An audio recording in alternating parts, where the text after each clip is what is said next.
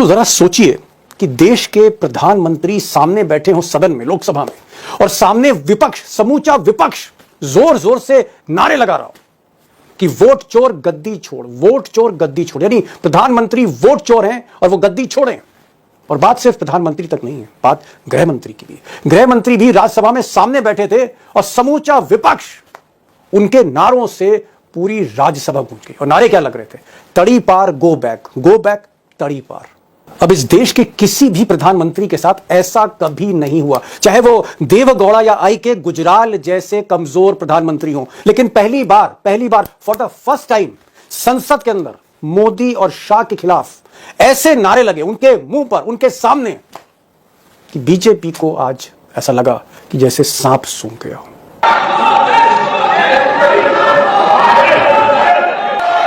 जिन्हें आज नियम 377 के अधीन।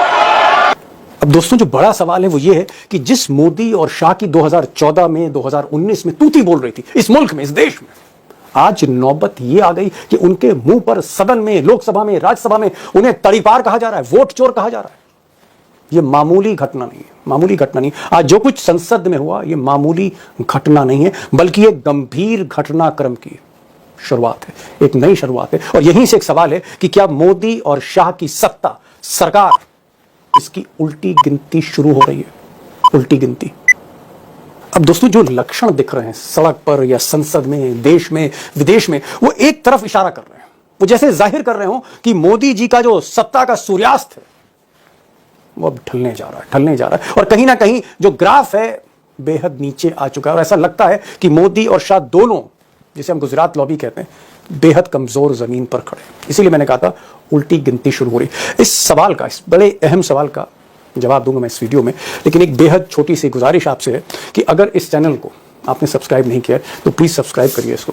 इसलिए करिए क्योंकि मेरी आवाज जो है वो आपकी आवाज है, आपके हौसलों से ही, आपके समर्थन से ही ये चैनल चल रहा है। तो प्लीज इसको सब्सक्राइब करिए, कोशिश करिए, कमेंट दीजिए, क्योंकि आपके जो कमेंट है उससे हमेशा मुझे एक नया आइडिया मिलता है अगले वीडियो के लिए।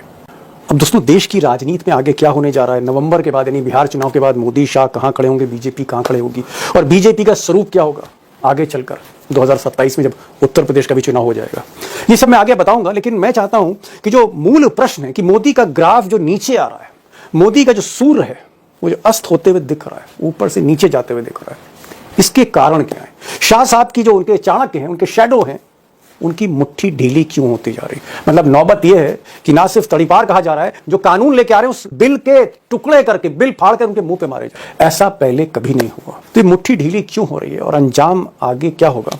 अब यूं तो दोस्तों कई कारण, बहुत से रीजंस हैं, लेकिन 3-4 कारण मैं आपके सामने रखना चाहता हूं, और उसके बाद बड़ी खबर पे।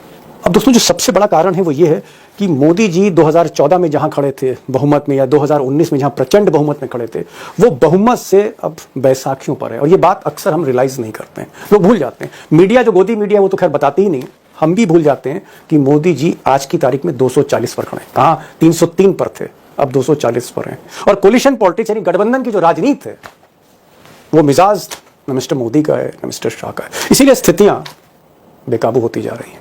तो एक तरफ मोदी और शाह अल्पमत में है, बैसाखियों पर हैं, 240 पर हैं, और उधर विपक्ष जो बेहद कमजोर था 2019 में, वाकई कमजोर था, 232 पर खड़ा है। बहुत ज्यादा अंतर नहीं है।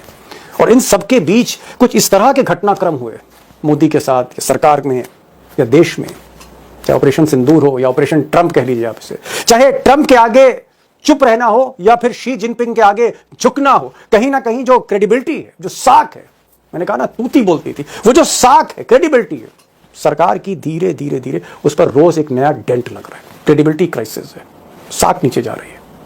तीसरा कारण भी है मिस्टर शाह। अब मिस्टर शाह यूं तो सारी डोमेस्टिक पॉलिटिक्स, घरेलू राजनीति वही चलाते हैं, चाहे चुनाव हो, चाहे फिर एनडीए हो, चाहे फिर सरकार में सारा सिस्टम हो। चाबी तो सीबीआई और ईडी इन सबकी कहीं ना कहीं शाह साहब के पास ही रहती। शाह साहब भी वो डिलीवर नहीं कर पा रहे। मिसाल के तौर पर ऑपरेशन सिंदूर, पहलगांव की जो आप कह सकते हैं फंडामेंटल मिस्टेक, जो मूल गलती थी, सिक्योरिटी लैप्स, उसका जिम्मेदार कौन है? उसका जिम्मेदार मिस्टर शाही हैं, क्योंकि वही गृह मंत्री हैं।